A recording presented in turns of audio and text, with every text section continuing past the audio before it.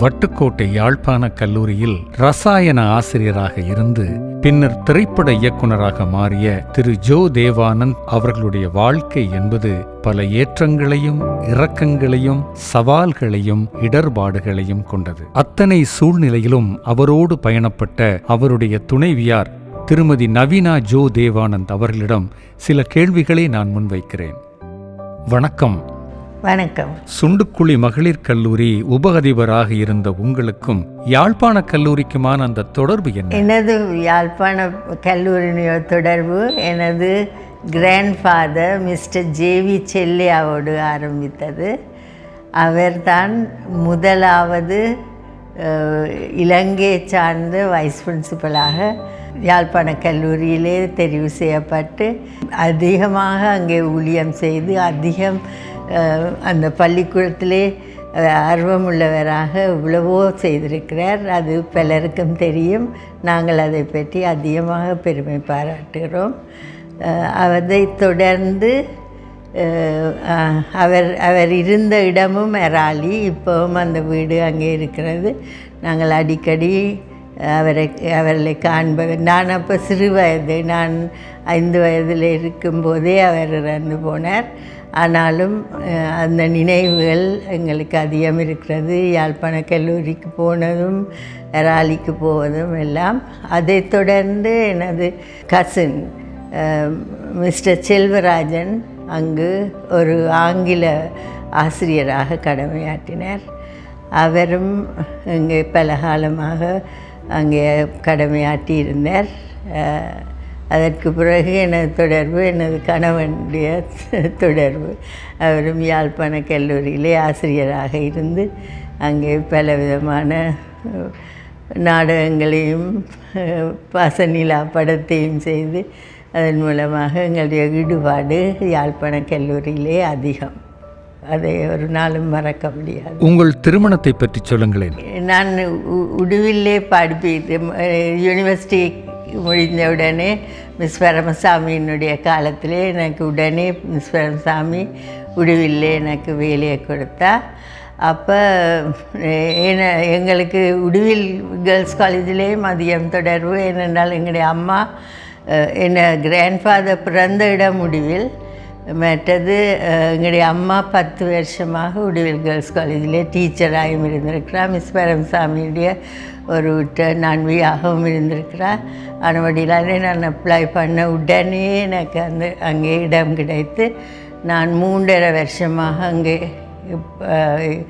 அங்கே ஆசிரியராக A-லெவல் படிப்பித்து கொண்டிருக்கும்போது பாசநிலாவை கொண்டு அங்கே உடுவில் கல்லூரியிலேயும் அங்கே காட்டினார்கள். அது முடிய தான் நான் கேள்விப்பட்டேன். எனக்கு அப்போ ஜோதேவானந்த் தெரியாது, காணவில்லை. ஆனால் கேள்விப்பட்டிருக்கிறேன். ஆனால் அந்த படத்தையும் பார்த்தேன். ஆனால் அந்த படம் பார்த்து ஒரு சில நாட்களுக்கு பிறகு எனக்கு ஒரு ப்ரப்போசல் வந்தது. அப்போ உடனே நான் 1 மாதத்திலே எனது ரெசிக்னேஷனை கொடுத்து அவரை திருமணம் செய்ய வேண்டிய சந்தர்ப்பம் கிடைத்தது. கடவுளுடைய நியதியாக இருக்கும் என்று தான் நான் நினைக்கிறேன். ஆச்சரியம். ஒரு சினிமாக்காரரும் ஒரு சின்சியரான டீச்சரும் எவ்வாறு பயணப்பட முடிந்தது? அது ஒரு பெரிய ஒரு வகையிலே ஒரு சிரிப்புக்கிடமான காரியம். ஏனென்றால் நான் என்கேஜ் ஆன உடனே எனக்கு அவர் கேட்ட கேள்வி, நீர் பார்த்த படங்கள் என்னன்னு கேட்டார். நான் அதிகம் யோசித்தேன். ஏனென்றால் எங்களோட குடும்பத்தில் நாங்கள் ஒருபோதும் படம் பார்க்குறதே இல்லை. பள்ளிக்கூடத்தால் எதுவும் கொண்டு போனால் தான் நாங்கள் படம் பார்ப்போம். இல்லாட்டி நாங்களாக தியேட்டருக்கு போவதும் இல்லை. ஆனால் எனக்கு அதை பற்றியும் தெரியாது. அப்போ நான் அதிகம் யோசித்து போட்டு நான் சொன்னேன், நான் பார்த்த படம் வாழ்க்கையன். அப்போ அவர் சிறியென்று சிரித்தார் கொஞ்ச நேரமாக. வாழ்க்கை எப்போவோ நடந்த பழைய படம் என்று சொன்னார். ஆனால் அதுக்கு பிறகு நான் மெரிவண்ணதில் இருந்து ஒவ்வொரு நாளும் வேலையால் வந்தோடனே தியேட்டருக்கு தான் போகணும். இங்கிலீஷ் படம், சிங்கள படம், தமிழ் படம் எல்லாத்தையும் பார்த்து கொஞ்சம் கொஞ்சமாக நான் அதில் கற்றுக்கொண்டேன். அவருடைய திரைப்படத்துறையின் வளர்ச்சிக்கு எவ்வாறு நீங்கள் இணைந்து அவரோடு பணியாற்றினீர்கள்? எனக்கு அதிலே அதிகம் வேலைகள் செய்ய வேண்டிய அவசியம் ஏற்பட்டது. நான் டீச்சராக இருப்பேன் என்றுதான் நாங்கள் நினைப்பது ஒன்று, ஆனால் நடப்பது இன்னும் ஒன்று. எனக்கு ஆசிரியராக இருப்பது அதிகம் விருப்பம். அப்போ நான் 3.5 வருஷமாக அங்கே இருந்து நல்ல ரிசல்ட்ஸும் வந்தது. மிஸ் பரமசாமி அதிகமாக சந்தோஷப்பட்டார். ஆனால் இவர் என்கேஜ்மெண்ட் முடிஞ்சவுடனே சொல்லிட்டார், இனி நீர் வேலை செய்யக்கூடாது என்றால் woman is for the home என்று சொன்னார். அதோடைய நான் வீட்டில் கொழும்புக்கு வேறோட உடனே 1 மாதத்திலே மேரேஜ் பண்ணி கொழும்புக்கு வந்தேன். வந்த நேரத்தில் இருந்து இப்படி படங்கள் பார்ப்பது, மற்றது இவர் கதைகள் எழுதி அதை பற்றியும் என்னோடையும் கதைப்பார், அதை பற்றி டிஸ்கஸ் பண்ணுவார். இப்போ மிக விரைவிலே இந்த ஃபில்ம் ஆர்டிஸ்ட் எல்லாம் வேறு அவைகளை என்டர்டெயின் பண்ணுவதும் அப்படிப்பட்ட வேலைகளில் ஈடுபட்டேன். அடுத்ததாக இந்த படம் செய்யும்போது அவர்களுக்கு வேண்டிய உடைகள் தயாரிக்கப்பட வேண்டிய அவசியம் வந்தது. அப்போ அதிலே பெண்களும் ஈடுபட்டிருந்தபடினாலே இவர் எனக்கு தனக்கு இந்த விதத்தில் உதவி செய்ய வேணும் என்று அப்போ நானும் போய் கடையில் போய் ஒவ்வொரு பாத்திரங்களுக்கு ஏற்ற காஸ்டியூம்ஸை தெரிய அவர் தான் பெரும் பங்கு வகிப்பார். ஆனால் டெய்லரை பிடிச்சி எல்லாம் செய்வேன். எல்லாம் தையல் வேலையெல்லாம் நடக்கும். அப்போ அது எல்லாத்தையும் நான் உதவி செய்து இப்போ நானே ஷாக்டாக போனேன். படம் ரிலீஸ் பண்ணும்போது காஸ்டியூம் டிரெக்டர் நவீனா தேவானந்தன் மேலே வந்தபோது நான் ஷாக்டாக போனேன். ஆனால் எல்லா படங்களுக்கும் அந்த டைட்டில் எனக்கு கொடுக்கப்பட்டது. அது நான் கொடுத்த ஒரு பங்கு. மற்றது வீட்டுக்கு வருகிறவர்கள் எல்லாரையும் ஆதரிக்க வேணும், அவர்களுக்கு உணவு வழங்கி அப்படிப்பட்ட வேலை செய்யணும். மற்றது இன்னும் ஒரு பெரிய வேலை, தேவானந்த் கலையிலே ஆர்வமுடையவர், படத்தை மிகவும் சிறப்பாக செய்து முடிக்க வேண்டும் என்று அதில் தான் யோசனையாக இருந்தது ஒழிய அவருக்கு காசை பற்றி ஒரு விதமான எண்ணமுமே இல்லை. அப்போ காலை போகும்போது பாக்கெட் நிரம்ப காசை கொண்டு போவார். பின்னேரம் வரும்போது இருக்கிற காசை தூக்கி இப்படி எறிஞ்சு போட்டு போய் சாப்பிட்டுட்டு படுத்துடுவார். நான் தான் இருந்து அம்மட்டு கணக்கையும் பார்த்து இப்போ நான் சொல்லுவேன், இதில் இவ்வளோ கொண்டு போனது இவ்வளவு, தந்த ரிசீட் இவ்வளவு, எவ்வளவோ குறையுதுன்னு யோசிச்சுட்டு சொல்லுவார். அது இந்த லைட் மேன் என்ன கேட்டான், அவனுக்கு கொஞ்சம் கொடுத்தேன். இன்னொருவன் ஐயா வீட்டில் இருக்க சுகமில்லை என்றான், அவனுக்கு கேட்டேன். அப்போ அப்படி எல்லாருக்கும் கொடுத்து போட்டு அவருக்கு காசை பற்றின ஒரு கவலையும் இல்லை. படம் நல்லா விட வேணும் என்பதுதான் அவருடைய கவலை. அதனால் நான் அது ஒரு பெருந்தன்மை என்று நான் போட்டுக்கிறேன். பல முன்னணி இயக்குநர்களுடைய இல்லத்தரசிகள் வீட்டிலே முடங்கி கிடக்கிறவர்களாகவே இருந்திருக்கிறார்கள். நீங்கள் அப்படி இல்லாது அவருடைய திரைப்படத் துறையின் வளர்ச்சிக்காக அவரோடு பயணப்பட்டு சகலத்திலும் அவரோடு நீங்கள் கூட இருந்து அவரை உற்சாகப்படுத்தி வழி நடத்தி இருக்கிறீர்கள் என்பது உள்ளபடி சொல்வதாக இருந்தால் நீங்கள் ஒரு சாதனை பெண் என்றே நான் சொல்வேன். நன்றி. இயக்குனர் அவர்கள் சிங்கள மொழி பேசுவதிலும் எழுதுவதிலும் பாண்டித்யம் பெற்றவர் தானா? அவருக்கு அப்படித்தான், எனக்கும் அப்படித்தான். சிங்களம் கொஞ்சம் விளங்கும், ஓரளவுக்கு 1-2 சொல்லுவோம், ஆனாலும் அதிகம் தெரியாது. ஆனாலும் எங்களுக்கு கிடைத்த ஒரு கடவுள் அனுப்பிய ஒரு பெரிய ஒரு உதவி ரஞ்சித் பெரேராவை எங்களோடு இணைத்து வைத்தது. அவர் இணைந்ததும் இவ்வாறு தான். நாங்கள் ஆரம்பத்தில் நாங்கள் மெரிபணி வந்தோடனே இவர் படம் செய்கிறது தான் ஆசை. ஆனால் அதே நேரத்தில் மெரிபணி இருக்கிறபடினாலே ஒரு வேலையும் இருக்கத்தான் வேணும், அதை முதலாவது படம் செய்ய மாட்டோம் என்று. அப்போ காகில்ஸில் ஒரு மேனேஜராக ஒரு வேலை செய்து கொண்டிருந்தார். அந்த நேரத்திலே ஒரு 20 வயதிலே ஒரு இளைஞன் எங்களோட வீட்டை வந்தார். எங்களுக்கு யாருன்னு தெரியலை. தனக்கு ரஞ்சித் பெரேரான்ற பேரை சொல்லி அவர் சொன்னார், இப்படி நீங்கள் ஒரு 16 மில்லிமீட்டர் ஃபில்ம் செய்ததாக கேள்விப்பட்டேன், அதுக்கு இப்படி சவுண்ட் போடுறதுன்னு எனக்கு தெரியாது, அது ஒருக்கா சொல்லி தருவீங்களோன்னு கேட்டார். அப்போ தான் இவர் சொன்னார், அதை போடுறதுக்கு என்ன ஒரு கெஜெட் இருக்குது, நீர் ஏரண்டு சும்மா கேட்க எங்களுக்கு அவர் ஏரண்டும் ஒன்றும் தெரியாது.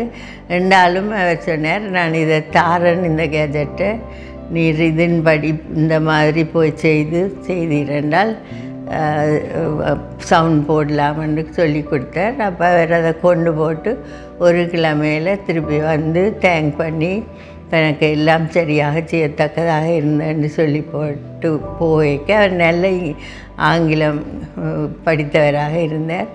ஆனபடினாலே இவர் கேட்டார், நான் ஒரு படம் செய்ய போகிறேன், எனக்கு அசிஸ்டண்ட்டாக வாரிடான்னு. அவர் சந்தோஷமாக ஓம்பட்டு அன்றிலிருந்து அவர் ஒரு வீட்டு பிள்ளை போல் வந்து எல்லாம் செய்து, மற்றது சிங்களம் பேசுகிற நடிகர்களோடு அவர்களுக்கெல்லாம் விளக்கங்கள் எல்லாத்தையும் சொல்லி, மற்றது இவர் ஜோதவானந்த் எழுதுகிற ஆங்கிலத்தில் எழுதுகிற ஸ்கிரிப்ட் எல்லாத்தையும் மிகவும் அழகாக சிங்களத்தில் எழுதி கொண்டு வந்து தந்து தண்டதால் தான் இந்த படங்கள் எல்லாம் மிகவும் சிறப்பாக வெளியிடப்படத்தக்கதாக இருந்தது. எல்லா படங்களுக்கும் அவர் தான் அசிஸ்டன்ட் டைரக்டராக இருந்தார்.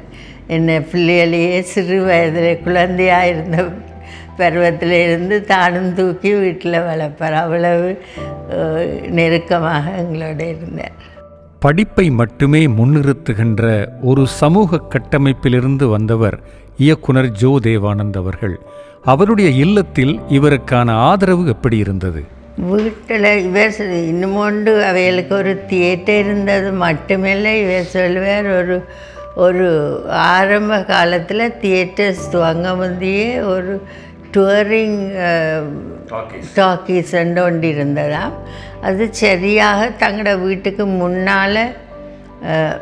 முன்னால் இருந்த வளவில் வந்து ஒரு கொட்டில் போட்டு அதில் காட்டுவினோம். தான் அந்த சிறு வயதிலேயே ஓடி போய் அப்போல்லாம் நான் நினைக்கிறேன், அந்த அம்மாவே ஒன்றும் அதை பற்றி அதை ஒன்றும் தடுக்கலை, அதில் விட்ட அவைகளுக்கும் இந்த சினிமாவில் ஈடுபாடுகள் இருந்தது. 1983ஆம் ஆண்டுக்கு பிறகு உங்கள் சினிமாவில் ஏற்பட்ட அந்த இடைவெளிக்கு காரணம் என்ன? 83ஆம் ஆண்டில் இந்த கொழும்பில் மற்ற பகுதிகளையும் ஒரு ரயட்ஸ், ஒரு இனப்பிரச்சனை ஆரம்பித்தது. அந்த இனப்பிரச்சனையிலே உண்மையாக எனது கணவனும் அதிகமாக அதிலே அகப்பட வேண்டியதாக இருந்தது. வீட்டில் இருக்கும்போது வந்து அவர்களை வீட்டை எரித்து தண்டதால் வீடை விட்டு ஓடி வந்து அவர்கள் சரஸ்வதி ஹாலில் இருந்து அங்கிருந்து தோணியில் யாழ்ப்பாணம் பெற வேண்டியதாக இருந்தது. ஆனால் நாங்கள் குடும்பமாக 81ஆம் ஆண்டிலேயே யாழ்ப்பாணம் போய் அங்கே எங்களுடைய சொந்த வீடுகளில் இருந்தபடியால் அவர் வந்து அங்கேயே இருக்க வேண்டி வந்துட்டுது. ஆனால் யாழ்ப்பாணத்தில் இந்த படம் செய்கிறதுக்கான ஒரு விதமாக அதோட சரியான போர்க்காலமாக இருந்தபடினாலே ஒன்றும் செய்ய இல்லாமல் போச்சு. இதன் மூலமாகத்தான் இந்த படம் செய்ய, ஆனால் அவருக்கு அந்த ஆர்வம் அப்பவும் தொடர்ந்து இருந்தாலும் அதற்கான வசதிகள் ஒன்றும் கிடைக்கும். பாசநிலா திரைப்படத்தை நீங்கள் பார்த்திருக்கிறீர்கள் தானே? பார்த்திருக்கிறேன். அதன் கதையை பற்றி உங்களுக்கு தெரிந்த சில தகவல்களை பகிர்ந்து கொள்ளுங்களேன். பாசநிலா கதை எழுதும்போது எனது கணவன் ஜோதேவானந்தம் தேவுக்குலத்துங்கவும் சேர்ந்து 2 பேரும் அப்போது பேச்சுலர்ஸாக மறிவண்ணாமல் இருந்தபடினாலே இனி பெண்களை இதில் நடிக்க வைச்சா பெரிய தொந்தரவுன்னு போட்டு பெண்கள் இல்லாமல் ஒரு கதை எழுதிச்சினவாம். அப்போ அம்மா தானே சொன்னாவாம், பெண்கள் இல்லாத கதையை யார் பார்க்க போயினோம், கட்டாயம் ஒரு பெண்களையும் போடத்தான் வேணும் என்று சொல்லிச்சினவாம். அப்போ தான் அப்போ யாரை போடுறது என்று சொல்லி போட்டு பார்த்தா இவருடைய தம்பி அப்போ தான் மேரி பண்ணி ஒரு நியூலி மேரீடாக இருந்தால் அவருக்கு பேர் ஐடா தேவேந்திரன். அப்போ அவர் தம்பியார் சொன்னாராம் பரவாயில்ல வேணுமெண்டா. அப்போ அவருக்கு ஒரு நாள் நடித்து பழக்கம் இல்லை. அப்போ கதையிலே ஊமையாக்கி விட்டுட்டு நம்ம அப்பாவுக்கு ஒரு இடம் கதைக்க தேவையில்லை. அப்போ அது அப்படி அந்த கதையின்படி ஆனால் அவருக்கு ஊமையாக வந்ததும் ஏதோ தண்ணியில் விழுந்து அதனாலே ஒரு ஷொக்கில் தான் அது வந்தது. பேர்ந்து அவ அழகான ஆளாக இருந்தபடினாலே அவருக்கு ஒரு மனோகரன் அவர் விரும்புகிற ஒரு ஆளாக வந்தார். பேர்ந்து ஒரு முறை அவருக்கு இன்னும் ஒரு விபத்து ஏற்படும்போது அவர் தன்னை அறியாமல் வாயை திறந்து குமார் குமார்ன்னு கத்துறா. அது எனக்கு மறக்க இல்லாத. அதில் இருந்து அவருக்கு கதைக்கிற அபிலிட்டி வந்துட்டது. அப்போ அதுக்கு பிறகு என்ன திருமணம் நடைபெற்றது. அதுதான் எனக்கு நினைப்பாக இருக்குது. மற்றது அதுக்கு ஐடாவுடைய தாய்ந்தாப்பனாக என் கசின் செல்வராஜனும் வைஃபும் ஆக்ட் பண்ணினார்கள். இந்த நடுவில் பலவிதமான பகுதிகள் அதுகளெல்லாம் நடந்தது. அதில் ஒரு செல்வரட்னம் போதேர் நடித்தார். அவர் ஒரு வேலைக்காரனாக வீட்டிலே வேலை செய்து அவர் மூலமாக பலவிதமான பகுதிகள் நடைபெற்றது. அதெல்லாம் அந்த படத்துக்கு அதிகமான ஒரு செழிப்பை கொடுத்தது நினைக்கிறேன். பாசனிலா திரைப்படத்தை இனிமேல் உலகத்தில் எவருமே பார்க்க முடியாது. அதை பற்றிய கவலை உங்களுக்கு இருக்கிறதா? அதிகம் கவலையாக இருக்கிறது. நான் தான் கடைசியில் இருந்தது யாழ்ப்பாணத்தில் 90ஆம் ஆண்டில். என் ஃபேமிலியை இந்த பிள்ளைகளெல்லாம் வளர்கிற வயதான இளம் பிள்ளைகளாக இருந்தபடினால அவர்களே எல்லாருமாக 90ஆம் ஆண்டில் அப்போ நான் சுனுக்கிலியில் வைஸ் பிரின்சிபலாக இருக்கிறேன். அப்போ 90ஆம் ஆண்டில் ஒரு பாதை திறக்கப்பட்டு கொழும்புக்கு வரத்தக்க நிலைமை இருந்தது. பள்ளிக்கூடம் எல்லாம் பூட்டப்பட்டிருந்தது. அப்போ நாங்கள் எல்லாருமாக இங்கால வந்துட்டோம். வந்து பிள்ளைகளை இந்த கொழும்பில் படிக்க பள்ளிக்கூடங்களில் சேர்த்து இவரும் சிலான் தியேட்டர்ஸில் ஒரு வேலை எடுத்து இருக்க திருப்பி பள்ளிக்கூடம் துவங்க. அப்போ நான் சொன்னேன், நான் போகத்தான் வேணும், இப்படி ஒரு பொறுப்பான வேலையை விட்டுட்டு இருக்க இல்லாதன்னு போனேன். அப்போ நாங்கள் 90ல் போகும்போது எல்லா பொருட்களையும் விட்டு ஒரு சின்ன என்ன போட்டில் இஞ்சால வரணும். அப்போ ஒரு சின்ன பேக்கோடையோ 2 உடுப்போடு தான் வந்தாங்க. அப்போ வீட்டில் எல்லா சாமானும் இருந்தது. நான் எவ்வளவோ கேட்டு என்னை போக விட்டார்கள். அப்போ நான் அங்கே போய் 91ஆம் ஆண்டு மட்டும் இருக்கும்போது வீட்டு சாமான் இருந்தது. ஆனால் எனக்கு ஒரு இது வந்துட்டது. இதுக்கு பிறகு எனக்கு திருப்பி வரலாமோ தெரியாதுன்று. ஆனபடினாலே நான் கொஞ்சம் கொஞ்சமாக முக்கியமான சாமான்களை ஒரு கிட்டடியில் இருந்த இனத்தவர் ஒருவர் தாங்கட வீட்டை வச்சுட்டு போகலாம்னு சொன்னால் போல் இந்த பாசனிலா படத்தையும் அங்கே வச்சுட்டு வந்தேன். அங்கே வச்சு வேறு சில பொருட்களையும் வைத்து ஆக உடுப்பு மட்டும் இங்கால கொண்டு வந்து கொழும்பில் இருந்தேன். அதுக்கு பிறகு எனக்கும் போக இல்லாமல் போயிட்டது. ஆனால் பேருந்து அடுத்தடுத்த வருஷம் 90ஆம் ஆண்டுகளிலே கேள்விப்பட்டோம். அவர்களும் விட்டுட்டு வந்துட்டார்கள். வீட்டில் பூட்டியிருந்த வீடும் எல்லாம் பாம்பு பண்ணப்பட்டு எல்லாம் எரிப்பட்டதுண்டு. அது அதுக்குள்ள நாங்கள் ஒரு பெரிய ஃப்ரிட்ஜ் உண்டு, எல்லாம் அவன் அது இதுண்டு பல எலக்ட்ரிக்கல் சாமான் எல்லாம் வச்சுருந்தது. அதுகள் போனது பரவாயில்லை. ஆனால் இந்த பட ரீல் 3 ரீல்ஸ் எனக்கு இன்னும் கண்ணுக்குள்ள நிற்குது. அது எரிபட்டது தான் அதிகமான கவலை. இதுதான் ஒரு கலைஞனுடைய தன் படைப்பின் மீது வைக்கின்ற அன்பின் வெளிப்பாடு. நீங்கள் எவ்வளவு விஷயங்களை பணத்தில் நம்ம ஈடு செய்திடலாம். ஆனால்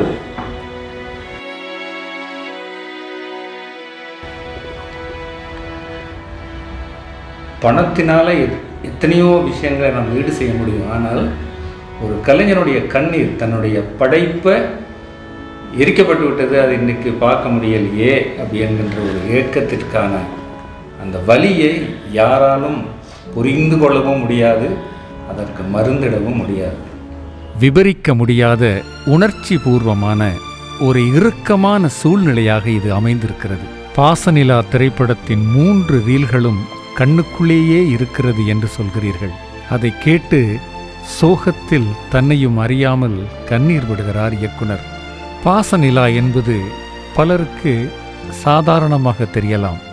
ஆனால் அதை படைத்தவருக்கு மட்டும்தான் தெரியும் அதனுடைய பெருமதி என்னவென்பது. சவுண்டும் பிக்சரும் சரியாக சிங்க் செய்யப்பட்டு வைத்திருந்த அந்த 3 ரீல்களும் இன்று இருந்திருந்தால் சென்னை பிரசாத் ஸ்டுடியோவில் அதை டெலிசனி பண்ணி அதை இன்று இருக்கின்ற தொழில்நுட்பத்திற்கு மாற்றம் செய்து யூடியூபில் பதிவேற்றம் செய்து அனைவருமே அதை பார்த்திருக்க முடியும். ஆனால் அதற்கான வாய்ப்பு அறவே இல்லை என்பது ஒரு மிகப்பெரிய சோகம். ஆனாலும் வட்டுக்கோட்டை யாழ்ப்பாண கல்லூரியில் அவர் தயாரித்து இயக்கிய இந்த பாசநிலா திரைப்படம்தான் அவரை ஒரு முழுநேர இயக்குனராக தன்னை மாற்றுவதற்கு உந்து சக்தியாக இருந்தது என்பது மிகப்பெரிய உண்மை. திரு ஜோ தேவானந்த் அவர்கள் 1970இல் கீதா என்றொரு சிங்கள படத்தை முதலாக இயக்கினார். அந்த சிங்கள திரைப்படம் வெளியிடப்பட்டு 100 நாட்களுக்கு மேல் ஓடி மிகப்பெரிய புகழீட்டி கொடுத்தது. அதைத் தொடர்ந்து ஏறக்குறைய 12 சிங்கள திரைப்படங்களை அவர் இயக்கியிருக்கிறார். புகழ்பெற்ற பல சிங்கள கலைஞர்களோடு நடிகர்களோடு அவர் பணி செய்திருக்கிறார். 1980இல் வெளியிடப்பட்ட பைலட் பிரேம்நாத் திரைப்படத்தின் இலங்கை படப்பிடிப்பின் இணை இயக்குனராகவும் 1981இல் மக்கள் கலைஞர் ஜெய்சங்கரோடு இணைந்து இரத்தத்தின் இரத்தமே என்கின்ற திரைப்படத்தையும் அவர் இயக்கியிருக்கிறார். சிங்கள படத்தில் அது பெருமையாக சொல்லத்தக்கது என்னென்றால், அந்த ரஞ்சித் பெர்ரா மூலமாகவும் அவர் ராயை கொண்டு எங்களுக்கு இன்ட்ரடியூஸ் பண்ண அவர்கள் 2 மூலமாகவும், இவருக்கு வேறு ஆக்டர்ஸ் எல்லாம் தெரியாது. ஆனால் அவியல் ஒவ்வொரு கேரக்டரையும் சொன்னோன்னே ஒரு ஆளை கொண்டறிவினோம். அப்போ அவ்வளவு பேரும் இந்த டான் சிறிசேனா மேட்டது ஜோதிபாலா பாடியும் இருக்கிறார், ஆக்ட் பண்ணியிருக்கிறார். ஜோதிபாலா மேட்டது காந்தி லங்கா மேட்டது இவர் அதுலேருந்து இது ஆக்ட் பண்ணால் மேபல் பிளைட் ஆக்ட் பண்ணியிருக்கிறார், ஃப்ரெடி சில்வா. அப்போ இவ்வளவு பேரும் எல்லா படங்கள்லேயும் ஆக்ட் பண்ணி ஒரு குடும்பமாகத்தான் அந்த சிங்கள படங்கள் அம்மட்டும் செய்து முடிக்கத்தக்கதாக இருந்தது. அது அவையில் எங்களோடய நல்லா பழகிட்டினோம். எங்களோட வீட்டில் ஒருவர் போல் சாப்பிடுவினோம், போவினோம், குடிப்பினோம், கேட்டு வேண்டி தனியை வேணும் வேண்டு அது வேணும் இது வேணும் வேண்டு எல்லாம் அவர்களையும் நாங்கள் பார்த்து அவருக்கும் அவர்கள் உண்மையாக உழைத்தார்கள். அது ஒரு பெரிய ஒரு காரியம். ஏனென்றால் அவர்கள் சிங்களவர்களாக இருந்தாலும் எங்களோடு நெருங்கி பழகி எல்லா விதமாகவும் அவர்கள் நல்லபடியாக அந்த படத்தை செய்வது மட்டுமில்லை, ஒரு குடும்பம் போல இயங்கி நடந்தார்கள். அது ஒரு பெருமையான காரியமாக நாங்கள் கருதினோம்.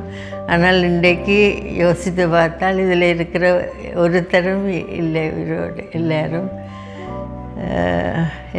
மறைந்து விட்டார்கள். ஆனாலும் அந்த நினைவுகளை ஒரு நாளும் மறக்க முடியாது. மிகவும் நன்றி. இந்த நேர்காணலை நான் மிகவும் சிறப்பாக செய்து முடிப்பதற்கு என்னோடு எல்லா விதத்திலும் ஒத்துழைத்து தேவையான தகவல்களை திரட்டி புகைப்படங்களை திரட்டி தந்த திருமதி ஜோ தேவானந்த் அவர்களுக்கு என்னுடைய இதயம் நிறைந்த நன்றிகளை தெரிவிக்கிறேன். திரு ஜோ தேவானந்த் அவர்கள் யாழ்ப்பாண கல்லூரி ஆசிரியராக இருந்தபோது தனரஞ்சனி மித்ரதாசன் என்கின்ற ஒரு லண்டன் ஏஎல் படிக்கின்ற மாணவிக்கு பிசிக்ஸ் ஆசிரியராக இருந்திருக்கிறார். அந்த மாணவியும் பாசநிலா திரைப்படத்தில் ஒரு நர்சு வேடத்தில் 2 காட்சிகளில் நடித்திருக்கிறார் என்பது சிறப்பான ஒரு தகவல். டைரக்டர் சார், நீங்கள் புகைப்படக் கலைஞராக எப்படி மாறினீர்கள்? படம் எடுக்க துவங்கினது கடைசி ஃபஸ்ட்டாக ஸ்டார்ட் பண்ணது என் ஃப்ரெண்ட் ஆள். உங்களுக்கு தெரியுமோ தெரியாது, மாஸ்டர் சுந்தர்லிங்கம் அண்டு ரேடியோ சலோனில் பண்ணார். அப்போ டு இந்தியா அண்ட் அங்கே போய் தான் கொஞ்சம் ரெக்கார்டிங் செய்கிறது. இப்படியாக வேலையிலெல்லாம் அவருக்கு தெரியும். அப்போ நான் ட்ரிபக்ஸில் படிக்க இவரும் படித்து கொண்டிருந்தவர். பேருந்து இவர் சென்ட்ரல் காலேஜுக்கு போன பிறகு நான் பேருந்து ஜாட்டா காலேஜுக்கு அங்கே போயிருந்தேன். அப்போ அவருக்கு அந்த ஃபிலிம்ஸ் எல்லாம் இன்ட்ரெஸ்டடாக நான் என்ன மாதிரி எடுக்கிறேன்னு ஒன்றும் தெரியாது. ஒரு நாள் என்கிட்ட கொண்டு கேமரா கொண்டு தந்தார், பாக்ஸ் கேமரா. அப்போ அந்த கேமரா துறக்க கூடி தெரியாது.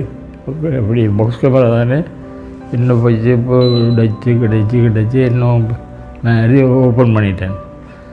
ஓப்பன் பண்ணி அதுக்கு பிறகு அந்த ஸ்டூடியோக்காரனை கேட்டேன். நான் சொன்னேன், இதெல்லாம் ஃபில் பண்ணணும், இங்கே தான் ரோல் பண்ணணும், அங்கே சரி என்ன ஃபிலிம் செய்ய கூப்பிட்டு அதுலேருந்து அவனை என்னோடய நகரோட ஃப்ரெண்ட்ஸ் தான் நடுவில் ஸ்கூலில் பொறுமையாக படிக்கிறாங்க. அவனுக்கு அந்த இன்ட்ரெஸ்ட் இல்லை, அவ்வளோ செய்யணும் கொண்டா நான் அதை என்னட்ட கொண்டு வந்துட்டு போயிடுவேன். சேர்ந்து ஜெஃப்னா காலேஜில் ஒய்ஃப் இந்த சிஸ்டர் டீச்சராக சேர்ந்துட்டா.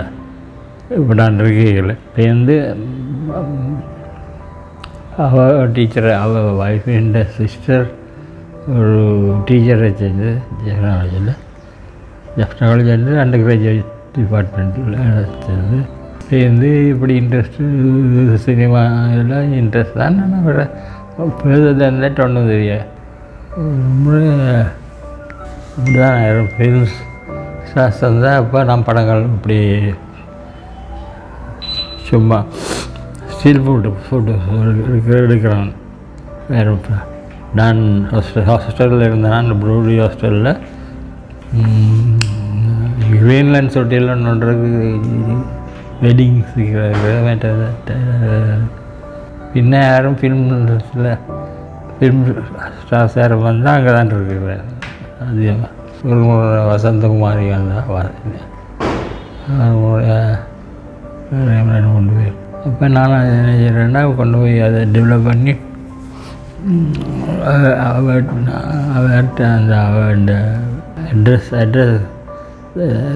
கேள்விப்பட்டு இங்கே தான் இருக்கிறான்னு நாங்கள் வசந்தகுமாரி அந்த பாட்டுகள் எல்லாம் அதுக்கு பின்ன அவருக்கும் இப்படி ஒரு படம் இன்வைட் பண்ணி கொண்டு கொடுத்தேன் நான். ஏன்னா புரியனுக்காரன் நல்லா இருக்குது படங்கள், நல்ல படங்கள் ஒன்று எல்லாம் அப்படியே தாளம் போட்டு பாட்டு கேட்க ஒரு சிரிப்பாக அந்த சிரிப்பு எந்த இடத்துல வடிவாக இருந்திருக்கு. அது கொடுத்துக்கிட்டேன். அது சொன்னது எனக்கு ஒரு கோப்பி தரேன்.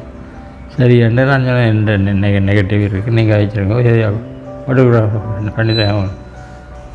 இது ஒவ்வொரு முறையும் ஹிந்தி ஃபிலிம் ஸ்டார்ஸ் இருந்தால் ரிலீஸ் பண்ணுவாங்க எல்ஃபின் ஸ்டாண்டர்ஜி கிளம்பல.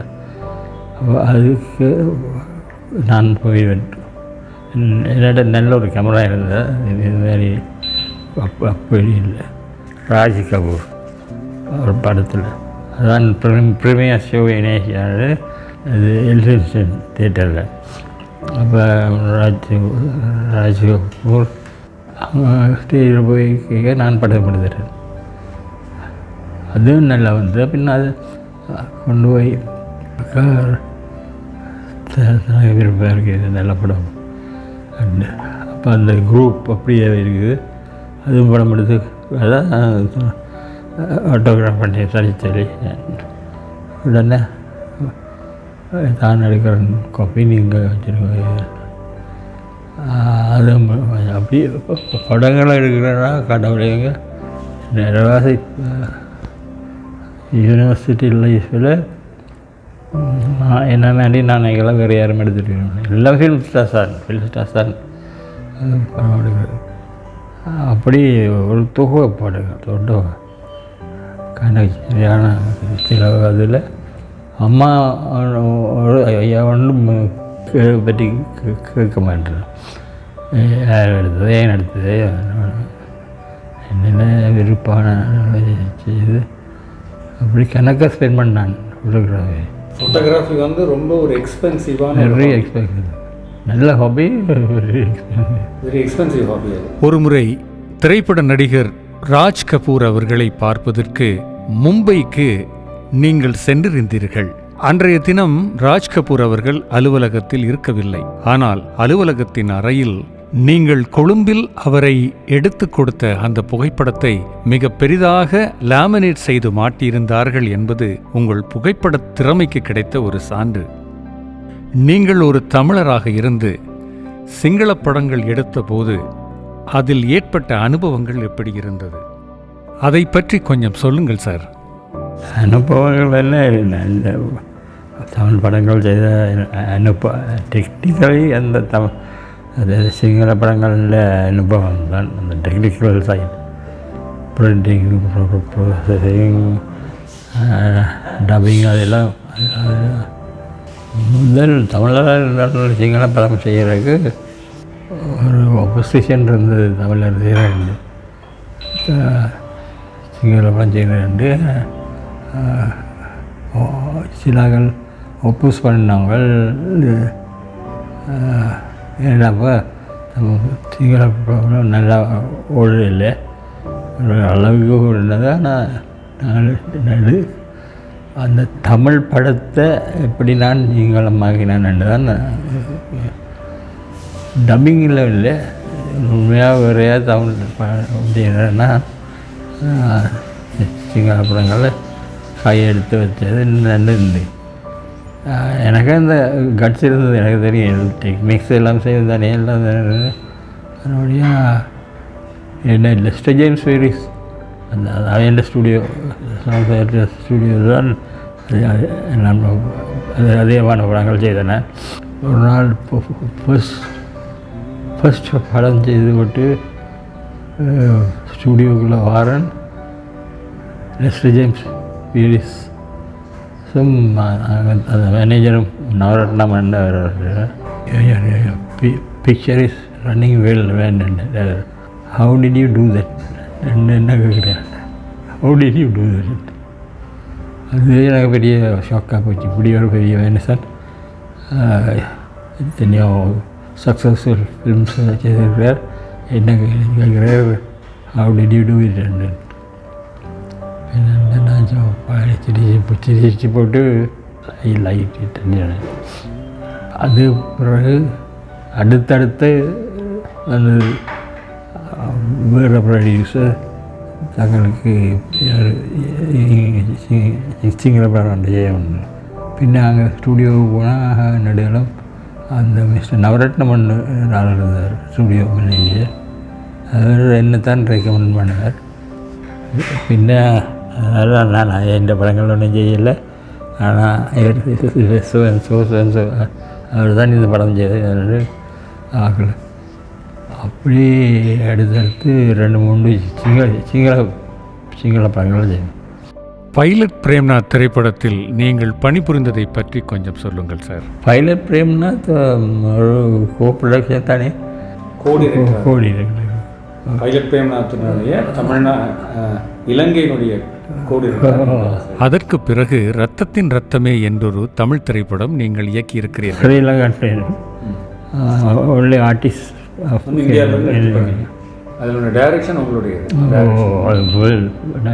இப்போது வெளியாகும் புதிய திரைப்படங்களை பார்ப்பதுண்டா? இல்லை, அதற்கான வாய்ப்புகள் இல்லை, அப்படித்தானே? ஃபில்ம் மேக்கிங்கை பற்றி தற்போது உங்களுடைய மனதில் என்ன தோன்றுகிறது? நீங்கள் என்ன நினைக்கிறீர்கள்? எதையாவது நான் சாதிக்காமல் விட்டுவிட்டேன் என்று நினைக்கிறீர்களா? நான் திருப்திகரமாக செயல்பட்டிருக்கிறேன் என்று நினைக்கிறீர்களா? மனதில் உள்ளதை சொல்லுங்களேன். செய்யாமல் விட்டுட்டேன்னு யோசனை தான். கண்டினியூ பண்ணியிருக்கலாம். என்ன ஒரு டைம் போக போக போக புது புது விதமான அவ்வளோ கெஜெட்ஸ் எல்லாம் கொண்டாடுறாங்க. புது விதமான கெஜெட்ஸ் அதனால எத்தனையோ விதமான ஃபில்ம் மேக்கிங் ஈஸியாக இந்த நேரத்தில் நான் பண்ணியிருந்தா இன்னும் நான் நிறைய பண்ணியிருக்கலாம் என்கின்ற ஒரு ஆதங்கம் உங்களுக்கு இருக்குது. ஆனால் உங்களுக்கு ஃபோட்டோகிராஃபியே தெரியாது. ஒரு நண்பர் கொண்டு வந்து உங்களுக்கு கொடுத்த ஒரு கேமராவை வச்சு அதனுடைய இந்த பாக்ஸை ஓப்பன் பண்ணவே எனக்கு தெரியலன்னு சொன்னீங்க.